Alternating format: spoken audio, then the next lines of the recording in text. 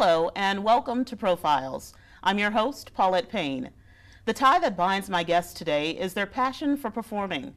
My first guest has had starring roles in productions including Cats, Hairspray, and Leader of the Pack.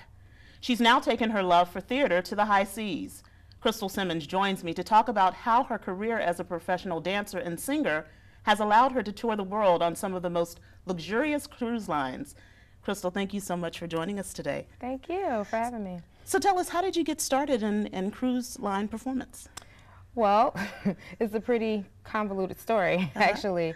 I actually got my education at Life University here in Atlanta as a biology major with, a pre-med biology major.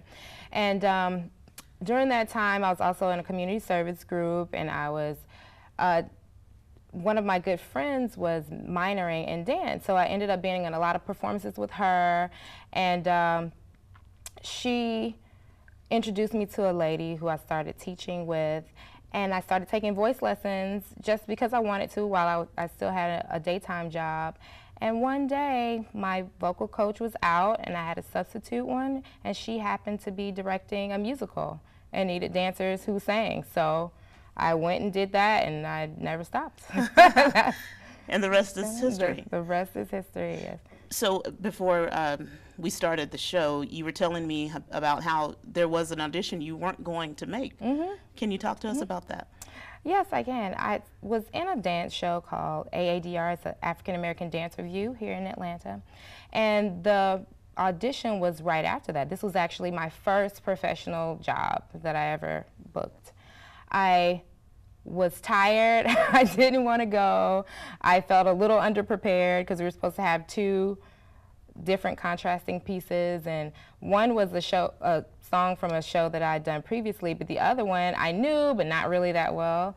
And so I debated up until the last minute whether I was going to go or not, and I just decided to go. And it was the worst audition I ever had, and it was my first professional job. So I went in there and I sang the song, and everything that could have went wrong went wrong. The pianist had transposed the keyboard down a step, so I was singing and I sounded like a man the first time, and I had to redo it. And then they asked for my other piece, and I couldn't remember the words, and he asked me to go behind the piano and read the words and while he played the song. And but when I got the call back, I was shocked because it was such a bad audition, I thought.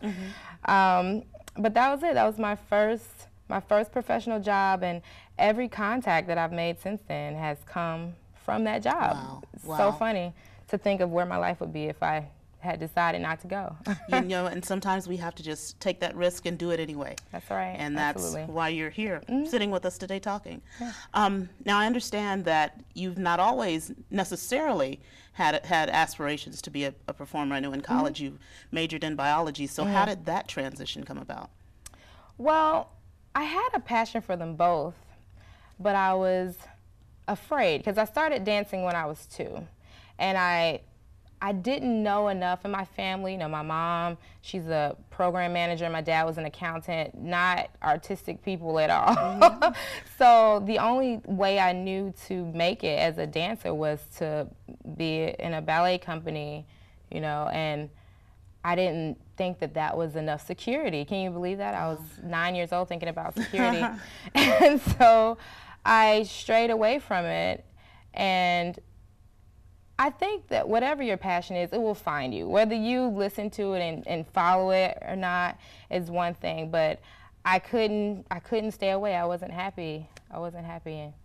And here I am. Yeah. And I was telling you earlier, that's one of the common threads that run through each of these stories, the passion and the drive and just doing it anyway. And I commend you for doing that, because not only are you doing it anyway, you're doing it in a big way. And we know that there are, few African American women performing on the high seas. Have you found that a challenge? And if so, how do you overcome that?